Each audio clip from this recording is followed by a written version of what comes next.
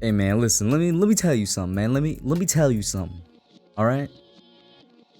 The Giants are 2-0 right now. For the second week in a row, we can enjoy Victory Monday. For the second week in a row, we can enjoy Victory Week. The Giants, the New York Football Giants, are 2-0 with a winning record. And guess what? No matter what happens next week, no matter what happens on Monday Night Football next week, the Giants will still have a winning record.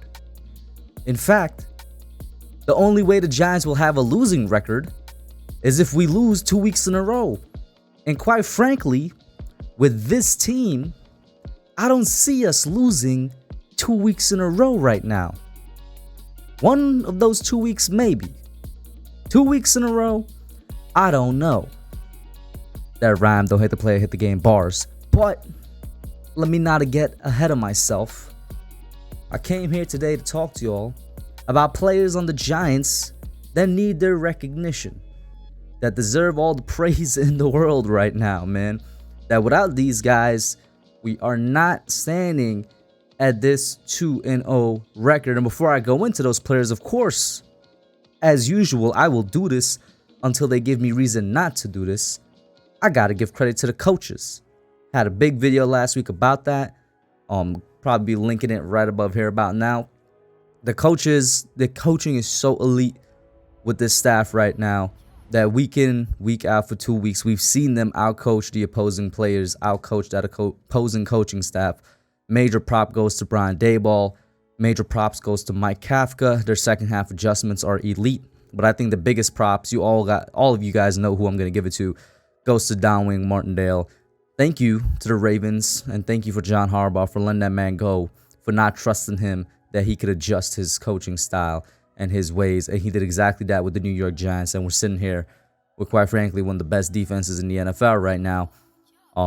That looks like it could hold a lot of teams to below 20 points or less, 20 points or less. And is the primary reason that we're sitting at this 2-0 record. So shouts out to Mr. Wink. But to get into the players, first off, foremost, let's start off with Andrew Thomas. Now, Andrew Thomas, you guys know me. I'm a tremendous fan of him. Back in 2020, when we drafted him, I wanted us to draft him.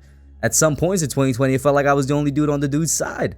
You know what I'm saying? There was a lot of fans turning against him after his rookie year where, a lot of those mistakes weren't necessarily his fault. Got a whole video about that as well. But Andrew Thomas, since last year, essentially, literally since his rookie year, since he got his leg right and since he finally got some stability in the offensive line coaching room, has been nothing short of a brick wall for us at offensive linemen. And currently, at least with PFF, and so take that as you will, a lot of people hate PFF, a lot of people love PFF. I think the way you need to judge with PFF is that it's a tool in the toolbox to use, not to be taken 100%, but also not to be completely ignored at the same time. And right now with them, he's ranked as the top offensive tackle in the league. Numero uno, number one, solely at the top, looking down at everybody else, is Andrew Thomas. And now he did meet a little bit of a match against Brian Burns this past week with Carolina. There was, I think, 2 drives in a row specifically where the Carolina defense, their edge rushers, got the better of Andrew Thomas, and it did affect us negatively. But for the most part, on an offensive line that honestly has been pretty bad, and let's keep it real, it almost looked as if they took a step back during this Carolina game, not just in pass protection, but run blocking as well. Couldn't get anything going. If he was any worse than he was, and he wasn't even bad, he just had a couple drives where he lost his matchup, and I'll take that out of an offensive lineman. An offensive lineman is going to lose a drive occasionally. Andrew Thomas has been a great offensive lineman for us. Had he been any less of a player than he is right now and had a terrible game, I don't know if we win, because that means Daniel's getting knocked blindsided upside the head countless times. A little bit of prop goes to Evan Neal as well. Evan Neal had a great week 1, had a okay week 2, but without Thomas, that left side of the line doesn't open up week 1. Without Thomas, like I just said, a quarterback is getting hit way more than he is right now. We saw what happened last year when Andrew was injured. Knock on wood, touch red, God forbid he gets injured some point this year. The offensive line couldn't function. That man is an absolute stalwart that needs to stay right there. Up next is somebody that a lot of people, including myself, didn't expect would be making this much of an impact. Richie James, wide receiver. Now, I was lucky enough when I went to training camp to see Richie James in person, and I liked him a lot. I wanted him to make the roster. I was so happy when he made the 53-man roster. But this man is legitimately being used almost like our #1 wide receiver. And I made that joke in week 1 when I was calling the game. I made that joke yesterday when I was calling the game with Kid Blue in week 2. And even though I still say it jokingly, throughout 2 weeks, he is the Giants' leading receiver. I'm pretty sure in both receptions and yards. I don't know the numbers off my top of my head, but I didn't need to know them to know he's the person in the receiving game that's been used the most, for whatever reason that may be. And you know what? I respect it. I respect what Brian Daboll is doing with this receiving core. You need to earn your snaps. You need to earn your reps. Now, we all know it's kind of no secret that Kenny Golladay was essentially benched this past week for David Sills.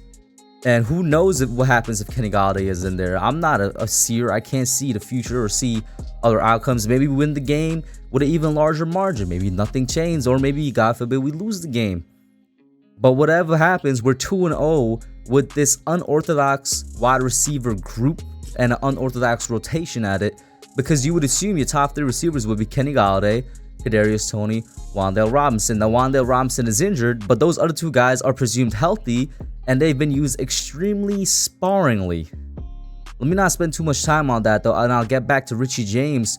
For what he's being paid, which I'm pretty sure is the vet minimum, less than $1 million, he's performing exceedingly well. He's definitely outperforming his contract tenfold. This is a guy right now that's been really reliable for us. He has great quickness, great agility. He can make some cuts. He's relatively good at route running. I'm kind of excited to see how he's used down the line in the future when the offense inevitably opens up. And yes, I do think the offense is going to open up. You look around the league, a good amount of the offenses look a bit rusty. You know, let's give it to week 3 or 4 and see what happens. Moving over to the defensive side of the football, somebody else that needs a lot of props, specifically in a group that needs a lot of props, the secondary, Adoree Jackson. A group in general, like I said, that most of us Giants fans, myself included, thought was going to be really weak. Now, props go back to Wink Martindale, but Adoree Jackson has been doing a good job as our cornerback 1 through 2 weeks. No wide receiver has really burned us. No wide receiver has necessarily dropped like a 100-yard game on us. You know, Robert Woods is the presumed wide receiver 1 of the Tennessee Titans. Quiet relatively all game. DJ Moore, the wide receiver 1 of Carolina, with the exception of that touchdown catch, quiet all game. And now, of course, it's not like Adoree is matched up against those guys 100% of the times for every single snap, but it's extremely obvious that we don't have to call out his name for, oh my God, you just got burned, or oh my God, that man just mossed you, or whatever the case may be. So he's been doing a good job. And this is an Adoree Jackson that we saw do a good job with the Giants in his first year last year when we still had James Bradberry. And by the end of the year, he did end up having a better year than James Bradberry. So far, so good, Adoree. Keep it up. Thoroughly impressed, and I love it, man. We need to show love to our players when they're doing these things. And an honorary, not even an honorary, I'm just giving it to him. Another, just shouts out to you, man, to O'Shane Ximines. O'Shane Ximines for 2 weeks now has been setting the edge really well, and he had a really good game against the Carolina Panthers. Absolutely blowing my mind. Did not expect it. Whether it's within himself or it's because of the coaching, he's having a great year so far. I was want to say Leonard Williams. Leonard Williams is also one of the highest graded players on the Giants right now. There's so many players on the defense, but definitely the first 3 I listed deserve the recognition, man. A lot of it has to do with coaching. A lot of it has to do with maybe these guys finally hitting their peak, whatever the case may be. We need it to continue so the Giants can continue this role. That's it for now. You guys leave your thoughts down below and put down below who else you think should be on this Giants honor roll. And I'm out. Hey guys, thanks for watching. Thank you for checking out my channel, The Hub, here on Giants YouTube. Make sure you hit that subscribe button and the notification bell so you hear every time I put out a video. Like it, share, and subscribe, and I'm out.